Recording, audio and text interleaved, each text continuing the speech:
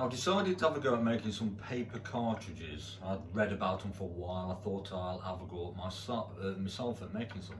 So what should I use to make them? It's usually the cigarette papers. They seem the nice size. They're going to burn well. And normal copying paper to me seemed a bit thick and probably leave a bit of a mess in your gun. So I read somewhere on the web about people using tea bags.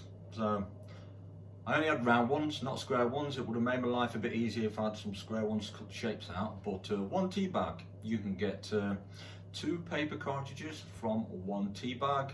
I thought I'll make a few up. I think I made about 36 up to try. I was a bit skeptical. I thought, yeah, I heard it burns quite well and cleaning the gun, but I thought I'll try it for myself. I thought it's going to leave a lot of residue in the cylinder and the barrel, maybe, you know, a few burnt embers about. And so anyway, I thought I'd try it, and I was pleasantly surprised.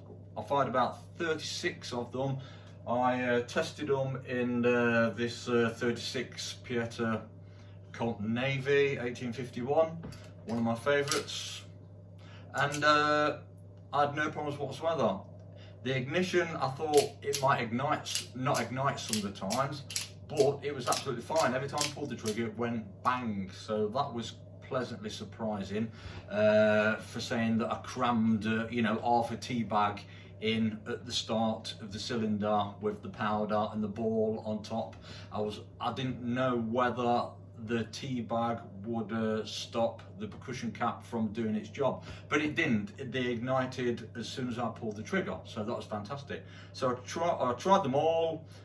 They all work perfectly, as you can see in the video and the clips I'm going to put after this. And very surprising, there was no more mess in my gun when I cleaned it. When I came home, I cleaned it straight away, same as I do with all my guns, and there was no fouling, no mess, nothing more abnormal than when I shoot regular without using the cartridges, without using the homemade cartridges and the tea bags. So the gun was still quite clean after 36 shots. I thought there might be bits of unburnt tea bags in there and all sorts of crap, but there wasn't. So if you want to make some paper cartridges and you've got loads of tea bags in home, if you've got any spare, you can have a nice cup of tea afterwards. So I hope you enjoy my clips and few videos I've got that I'll put on of the shooting session I did. Right, thanks.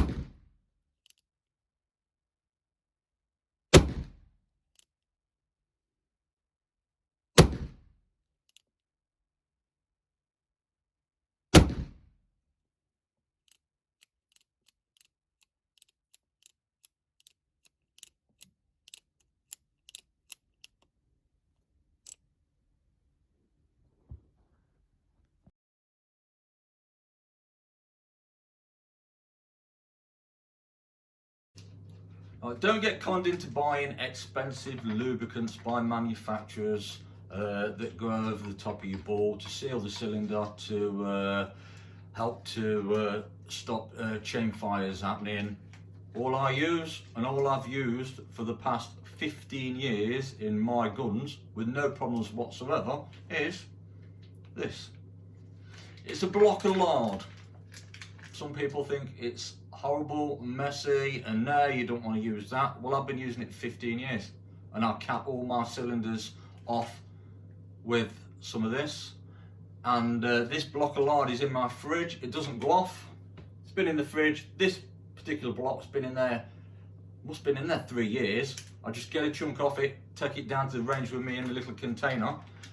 And some people say, well, it'll melt. It does get a bit watery, melt more in the summer during the hot weather. Yeah, granted, that is true. But it still doesn't all burn off. When you fire one shot, people say that all the other 5 in there are all going to melt off and then they're going to give no protection on the cylinders. I've not found that to be the case. I suppose it depends on the temperature, where you're shooting, what country you live in. If you live in somewhere that's scorching hot, that will probably just be a puddle of water. But here in the UK, that absolutely does the job, works fine. There's no need to spend loads of money for stopping chain fires on your gun by buying expensive lubricants. Just a block of ordinary lard, it costs pence from any supermarket. I wanted my black powder shooting, whether it's my pistols or my rifles, to be as cheap as possible. You can end up spending a fortune on stuff, as with anything, but I like to do things on a budget, try and see how cheaply I can do things, and that's a top tip. Don't get sucked in by the manufacturers, guys.